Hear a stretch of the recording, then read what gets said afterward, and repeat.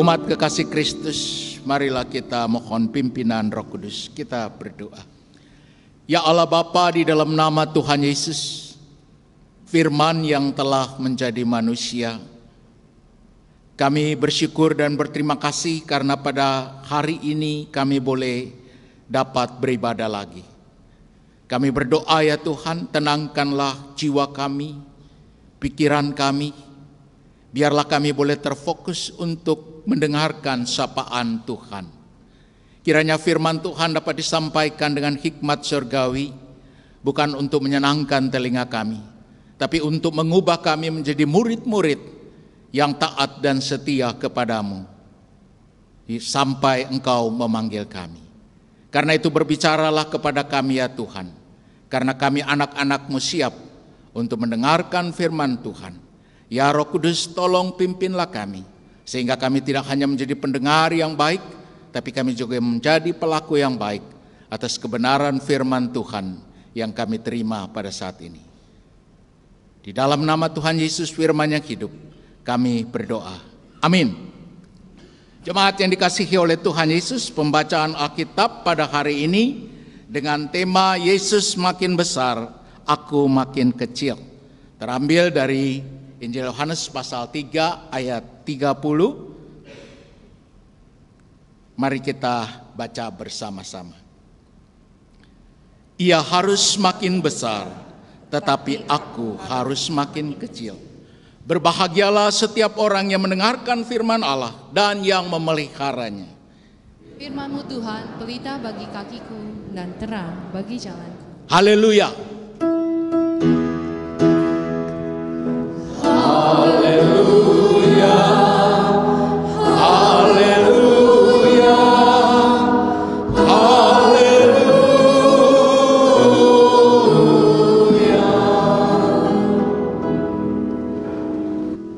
Shalom, selamat pagi Bapak Ibu, saudara-saudari yang dikasihi oleh Tuhan Yesus.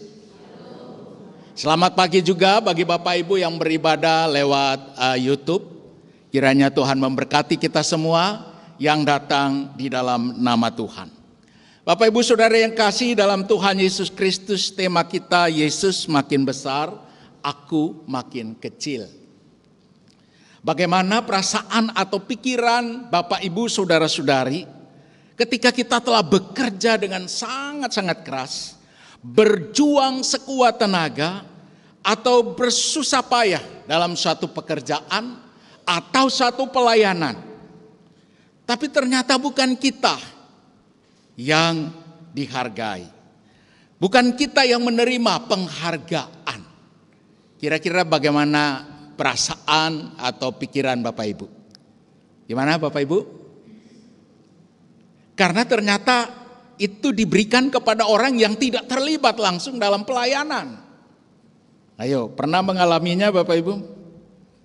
Bukan kita yang dihargai, padahal kita sudah sangat-sangat memberikan waktu kita, tenaga kita. Kira-kira apa Bapak Ibu responnya? Ya, kecewa, keberatan, marah, apalagi? Kesel. Ya tentu ada banyak lagi ya, ada banyak lagi sikap pikiran kita ya. Yang jelas bersyukur agak sulit ya. Oh saya bersyukur aja gitu ya. Walaupun saya yang capek-capek, orang lain yang dapat penghargaan ya, orang lain yang diakui sebagai orang yang telah melakukan. Bapak Ibu Saudara yang kekasih, bisa jadi ada 1001 umpatan dan juga tundingan yang berhamburan dari mulut kita. Entah kita tujukan itu kepada panitia, kepada majelis jemaat, atau kepada siapapun yang memberikan kepercayaan kepada kita. Karena kita manusia itu seringkali ya cenderung kecewa, seringkali tidak puas, apalagi dengan suatu yang tidak adil yang kita alami. Mungkin saja sebagian dari kita akan berkata, itu kan nggak mungkin terjadi di gereja. Nggak mungkin lah pelayanan kepada Tuhan lalu orang kok menjadi kecewa dan sebagainya. Nggak mungkin. Kalau di luar sana bisa jadi ketika orang melakukan satu pekerjaan tapi dia tidak mendapatkan imbalan, tidak mendapatkan penghargaan, itu di sana. Karena mereka adalah manusia. Tapi sebagian orang juga menolak pendapat ini. Kan juga manusia itu yang melayani di gereja, ya. Kita bukan para malaikat, tapi kita juga manusia biasa. Bapak Ibu, nyatanya bahwa seringkali ya mungkin sebagian dari Bapak Ibu tidak pernah menjadi kecewa, ya, tidak pernah kemudian menjadi marah dan sebagainya itu. Tapi paling tidak ya ada. Bahkan kemudian dua perasaan ini yang sering kali muncul. Kita iri karena kita yang capek-capek, orang lain yang diberikan penghargaan. Kita kemudian menjadi sombong. Kita menganggap bahwa mestinya kitalah yang mendapatkan itu. Bagaimana kita tahu Bapak Ibu? Seorang yang iri hati, seorang yang sombong. Sebenarnya mudah kita mengetahuinya. Yang pertama, orang yang iri hati, dia akan selalu membicarakan tentang hal-hal kelemahan, tentang aib, tentang kekurangan. Itu terus yang diucapkan. Dan jangan-jangan juga sebagai orang Kristen kita mendoakan itu ya. Pada orang yang mendapatkan penghargaan. Mestinya kita, tapi orang lain yang mendapatkan. Sementara itu bagi orang yang sombong, dirinya yang menjadi ukuran utama. Dirinya yang menjadi ukuran utama. Apa yang dia bicarakan pusatnya adalah dirinya. Dirinya sendirilah yang harus menjadi ukuran. Dirinya yang paling baik, paling unggul, paling hebat, paling rohani, dan paling yang lain. Baik dalam hal kerohanian maupun yang bukan. Nah, saudara-saudara, Bapak Ibu Saudara, orang mengatakan orang-orang yang seperti itu ya adalah kelompok mesianis kompleks. Kompleks mesianis apa maksudnya? Suatu gejala perasaan diri begitu besar, begitu tinggi, begitu suci. Karena mereka merasa telah dianugerahi suatu hubungan yang begitu intim dengan Allah. Sehingga mereka merasa berhak untuk mengatakan bahwa ini loh kehendak Allah. Dan menuntut orang lain untuk melakukan apa yang mereka kehendaki. Dalam masalah mesianis kompleks ini tersembunyi problem kejiwaan. Yaitu perasaan diri serba besar, serba tinggi, serba suci. Timbul satu anggapan palsu bahwa tanpa peran saya, tanpa tanggung jawab saya, keikutsertaan saya, segala sesuatu baik itu di rumah, di dalam rumah tangga, di dalam gereja, di dalam kantor, tidak akan berjalan dengan baik dan sempurna. Sehingga tidak mengherankan Bapak Ibu Saudara-saudara, orang yang mengalami penderitaan ini ya, pada saat yang sama dia mengalami gangguan jiwa yang disebut dengan orang yang punya keyakinan semu, delusi, bahwa dirinya merasa telah memperoleh suatu anugerah dari Allah. Dia mengalami suatu perjumpaan yang khusus. Dan karena itu dia punya hak yang khusus untuk bisa mengatakan dia adalah Tuhan. Walaupun tidak dengan terang-terangan. Itulah sebabnya mereka seringkali mengklaim diri sebagai nabi, sebagai rasul, sebagai utusan Tuhan, Mesias, avatar, titisan, makhluk yang paling mulia, wali, dan juga inkarnasi, tokoh besar. Bapak Ibu Saudara, yang karena itu mereka berupaya untuk mempesonakan orang banyak. Membangun citra diri sedemikian mungkin. Dengan berbagai cara agar orang lain bisa menganggap mereka yang tadi. Bapak Ibu, saudara-saudara yang kekasih, karena itu seringkali orang-orang yang seperti ini, kata-kata mereka menganggap yang ilahi, dari surgawi, suara surgawi, sabda Allah, dan sebagainya. Padahal semuanya hanya mau memanipulasi kita, hanya mau memperdaya kita, agar kita mengagungkan mereka, agar kita memuliakan mereka, agar kita meninggikan mereka. Bapak Ibu, sampai di sini coba kita bercermin diri, memeriksa diri. Apakah kita jangan-jangan orang yang mengalami gangguan mesianis kompleks atau megalomia atau yang lain-lain, yang merasa diri paling. Di tengah-tengah kecenderungan yang demikian, kita justru mendengar pernyataan yang luar biasa dari Yohanes Pembaptis yang berkata seperti ini ketika ada utusan datang mempertanyakan apakah dia Mesias. Dia berkata dalam Yohanes 1 ayat 20, 21 sampai dan ayat 25, aku bukan Mesias, bukan Elia, dan bukan pula Nabi yang akan datang. Bapak Ibu, satu pernyataan, pengakuan yang menjadi suatu cerminan dari kejujuran, dari integritas yang sangat-sangat tinggi dari seorang tokoh yang pada waktu itu dia sangat-sangat besar kemungkinan untuk bisa mencuri start dari Yesus. Dia bisa karena pamornya, karena popularitasnya yang luar biasa, yang telah menghipnotis begitu banyak orang. Dia punya kesempatan. Bayangkan orang-orang berbondong-bondong mengikuti dia. Meski dia hanyalah suara yang berseru di padang. Saudara-saudara yang kasih dalam Tuhan, bayangkan lembaga tinggi agama Sanhedrin mengutus orang datang kepada Yohanes Pembaptis. Mereka sangat-sangat ingin kerinduan mereka, nubuat yang telah disampaikan oleh para nabi itu terwujud dalam sosok Yohanes Pembaptis. Mereka sangat menantikan Mesias. Dan mungkin mereka berkata, apakah engkau adalah inkarnasi dari Elia?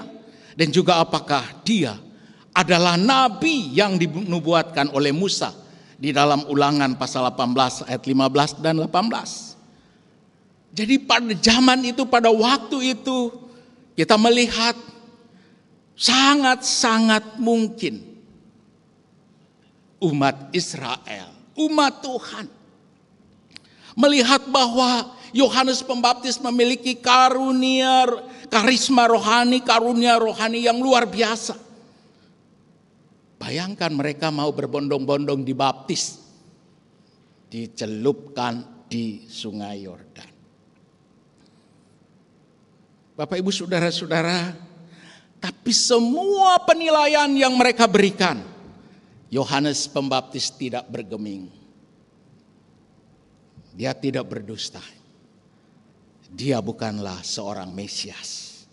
Dia hanya menyebut dirinya sekedar suara yang berseru-seru di padang gurun. Yohanes 1 ayat 23. Sekali lagi Bapak Ibu yang kekasih, seorang yang berseru-seru di padang gurun, suaranya pasti sangat lemah,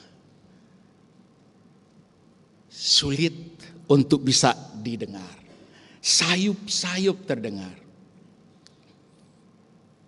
dan juga tidak memiliki pendengar yang jelas. Siapa pendengarnya? Mungkin saja para pendengarnya adalah gembala-gembala, atau mungkin saja orang yang lalu lalang. Tapi siapa yang mau lalu lalang di padang gurun? Tetapi yang luar biasa adalah walaupun dia hanya suara yang berseru di padang gurun, tapi dia memiliki pengaruh yang luar biasa. Apa yang terjadi seandainya dia mengatakan bahwa saya diutus dari surga, saya datang dari surga, suara saya adalah mewakili surga. Saya yakin ya akan terjadi perubahan yang luar biasa. Bahkan Bapak Ibu Saudara-saudara, Tuhan Yesus pernah memuji sang tokoh kita ini, Yohanes Pembaptis ini. Di dalam Matius 11 ayat 11a dikatakan, sesungguhnya aku berkata kepadamu, di antara mereka yang dilahirkan oleh perempuan, tidak pernah tampil seorang yang lebih besar daripada Yohanes Pembaptis. Suatu pujian yang sangat-sangat jujur, sangat-sangat tulus. Dan suatu pujian yang tidak datang karena, wah saya ini sedang tersaingi. Tidak. Bagi Yesus, Yohanes Pembaptis seorang tokoh yang istimewa. Di dalamnya, di dalam dia terjadi juga penggenapan rencana keselamatan Allah.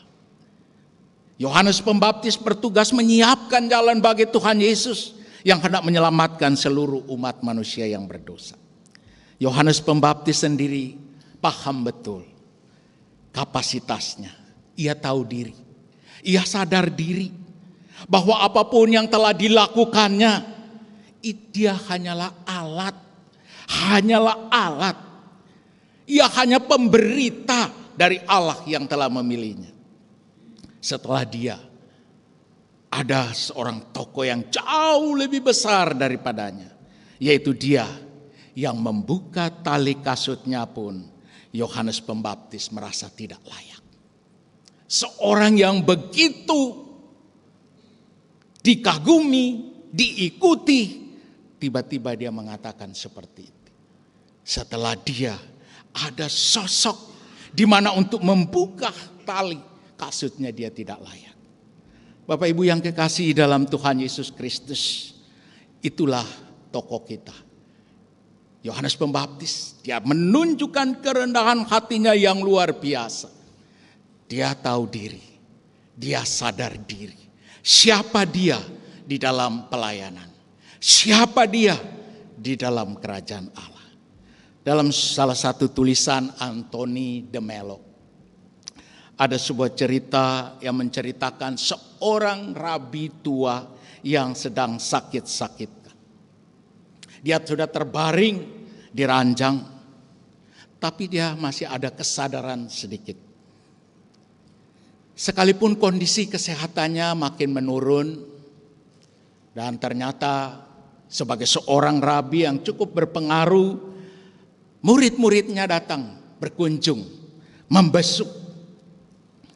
Lalu murid yang pertama berkata, Rabi adalah seorang yang sangat bijak. Setelah zaman Salomo, tidak ada orang lain yang bijaksana seperti Rabi. Wow. Pujian yang luar biasa. Murid yang kedua juga melanjutkan imannya kawan. Imannya sangat luar biasa. Iman Rabi setara dengan Imam Abraham. Bapak kita. Dan kesabarannya. Dia sangat sabar. Cuma Ayub yang bisa menandingi kesabarannya. Ucap orang yang ketiga. Lalu dengan yakin orang keempat menimpali, selain kesabarannya, jangan lupakan keberaniannya. Yang mengingatkan kita, keberanian Elia ketika melawan nabi-nabi Baal. Bapak Ibu Saudara-saudara, kalau kita yang disanjung-sanjung ya dipuji-puji dengan demikian, wah gimana rasanya gitu ya. Hebat sekali pelayanan hari ini. Hebat sekali. Luar biasa, kami dapat berkat dan seterusnya. Setelah para muridnya pulang, si istri berkata kepada suami, suamiku, kau sudah mendengar puji-pujian yang sudah disampaikan oleh murid-murid. Apakah kau merasakan bangga? Mereka saja bangga terhadapmu. Karena itu mereka memuji-muji berbagai kebajikan. Apakah engkau senang? Bangga, gembira. Tapi kenapa kelihatannya kamu gelisah, tidak puas? Lalu Bapak Ibu Saudara-saudari dengan terengah-engah dan jelas tampak emosional, rabi tua itu berkata, kerendahan hatiku. Kenapa mereka tidak menyebut-nyebut kerendahan hatiku? Tidak seorang pun menyebutkan kerendahan hatiku. Keluhnya dengan sengah suara. Lalu kemudian matilah rabi tua itu. Bapak Ibu Saudara-saudari, kerendahan hati adalah kebajikan yang paling penting. Yang penting untuk dipraktekkan dalam kehidupan kita. Mazmur 149 ayat 4 di sana dikatakan, sebab Tuhan berkenan kepada umatnya, Ia memahkotai orang yang rendah hati dengan keselamatan. Mahkota keselamatan dimahkotakan kepada orang-orang yang rendah hati. Mazmur 37 ayat 11, tetapi orang yang rendah hati akan mewarisi negeri ini dan bersuka karena kesejahteraan yang berlimpah-limpah. Mewarisi negeri ini. Bapak Ibu Saudara yang kasih, betapa pentingnya kata rendah hati atau kerendahan hati di dalam Alkitab. Kerendahan hati yang sejak lahir, yang ada lahir dari kesadaran bahwa saya dan saudara-saudara tidak layak di hadapan Allah.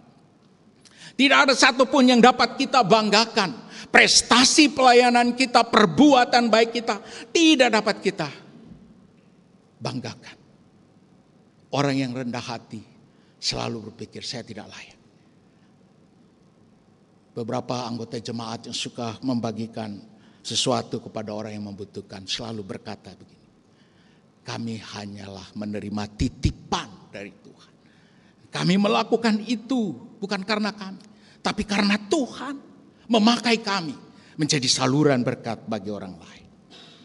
Oleh karena itu hati kita, hidup kita hendaklah penuh dengan syukur ketika Allah Tuhan kita berkenan mengikut sertakan kita dalam karyanya menghadirkan damai sejahtera, menghadirkan keselamatan di tengah-tengah dunia ini. Bapak Ibu Saudara, iya Kristus harus makin besar, tetapi aku Yohanes harus makin kecil. Sebuah pengakuan yang luar biasa dari Yohanes Pembaptis. Ia menjelas tegaskan kepada murid-muridnya yang cenderung iri hati, yang cenderung merasa diri sombong karena telah menjadi murid Yohanes Pembaptis.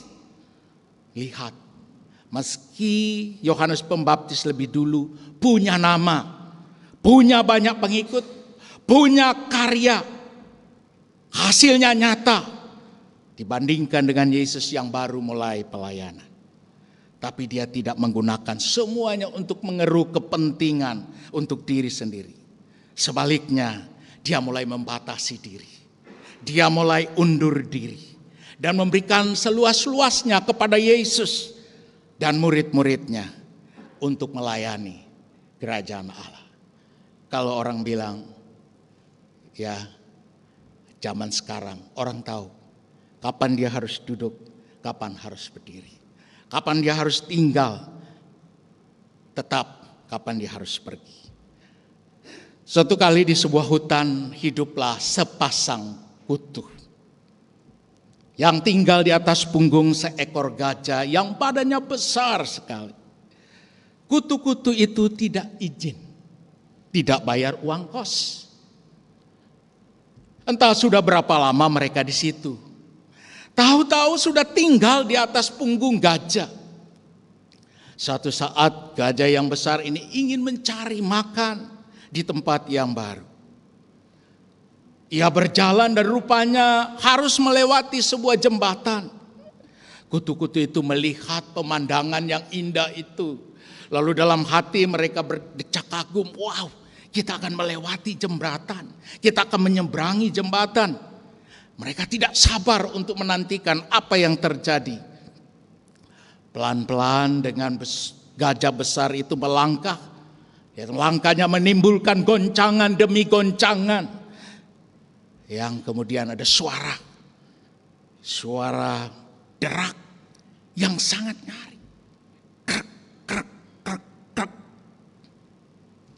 Begitu di ujung jembatan apa yang terjadi Bapak Ibu Saudara yang kasih?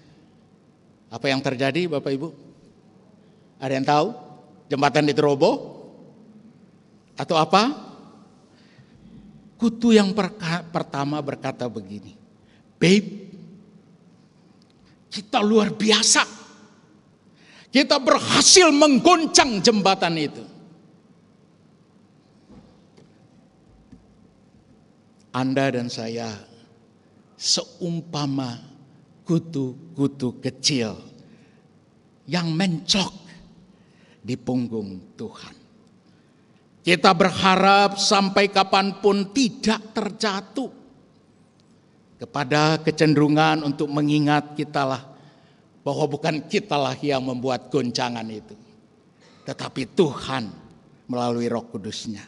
Kita cuma numpang menclok di atas tangan Tuhan.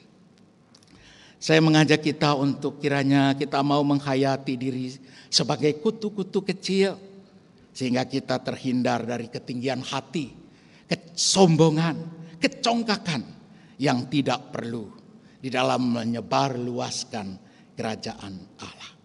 Bapak Ibu saudara-saudari yang ada di dalam ruang gereja maupun di rumah masing-masing, pesan Natal melalui Yohanes Pembaptis jelas bahwa dasar dari kepemimpinan dan pelayanan serta aktivitas kita sebagai anggota jemaat, sebagai pengikut Tuhan, tujuannya adalah supaya Tuhan Yesus yang kita junjung dan layani semakin dimuliakan, semakin dipuji, semakin disembah, semakin diingat oleh sebanyak mungkin orang.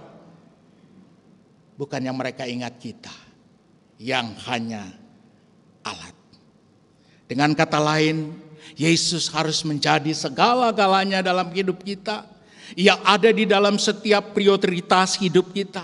Ia ada di dalam setiap doa dan ibadah kita. Ia ada di saat kita makan dan minum. Ia ada di saat kita bekerja dan tidur. Ia ada saat kita berbicara dengan saudara seiman maupun yang bukan seiman. Ia ada saat kita sedang sakit ataupun saat kita sedang sehat. Ia ada saat kita sedang banyak masalah maupun tidak ada masalah.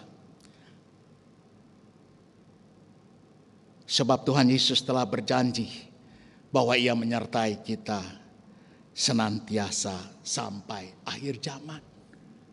Ia adalah Immanuel, Allah yang menyertai kita. Bukan sewaktu-waktu, setiap saat Ia ada bersama-sama dengan kita. Kalau Tuhan Yesus ada bersama-sama dengan kita, mari kita jujur. Apakah Dia telah kita tinggikan dalam setiap sikap, perbuatan, relasi kita dengan orang lain? Atau justru kita telah mencuri kemuliaannya? Kiranya Tuhan menolong kita. Marilah kita merendahkan diri dan meninggikan Tuhan dalam setiap gerak kehidupan kita. Mari kita berdoa. Ya Allah Bapa di dalam Tuhan Yesus, kami umat-Mu datang ke hadirat-Mu. Oleh karena anugerah-Mu kami telah diselamatkan. Dan oleh karena anugerah-Mu juga Engkau melibatkan kami dalam pelayanan membangun kerajaan Allah di tengah-tengah dunia ini. Syukur Tuhan. Engkau adalah Tuhan yang besar, yang maha besar, tinggi dan mulia. Engkau Tuhan yang mengatasi segala sesuatu. Segala kehormatan dan kemuliaan hanya bagi-Mu. Ya Tuhan Yesus penyelamat kami. Tolonglah kami untuk merendahkan diri kami. Mematikan kesombongan kami. Agar kami tidak mencari dan tidak mencuri kemuliaan-Mu untuk diri kami sendiri atau kelompok kami. Ajarkan kami untuk hidup dengan kerendahan hati. Dan selalu mengakui bahwa segala yang baik yang terjadi pada diri kami maupun orang lain berasal daripada-Mu saja. Kiranya Engkau ya Allah, ya Tuhan kami berkenan menjadikan hidup kami cerminan kasih dan kemurahan-Mu, sehingga orang-orang di sekitar kami turut serta memuji dan bersyukur hanya kepada-Mu. Ya Roh Kudus, pimpinlah langkah-langkah kami setiap hari, agar kami selalu mengikuti jalan yang Tuhan Yesus Kristus tunjukkan dan yang Tuhan Yesus ajarkan. Membesarkan nama Allah Bapanya. Berikanlah kami hati yang taat dan setia secara penuh, sehingga kami dapat menjadi saksi bagi kasih dan keselamatan Allah. Di dalam nama Yesus Kristus, Tuhan dan Juru Selamat kami berdoa dan bersyukur atas firman Allah yang telah diberitakan. Amin.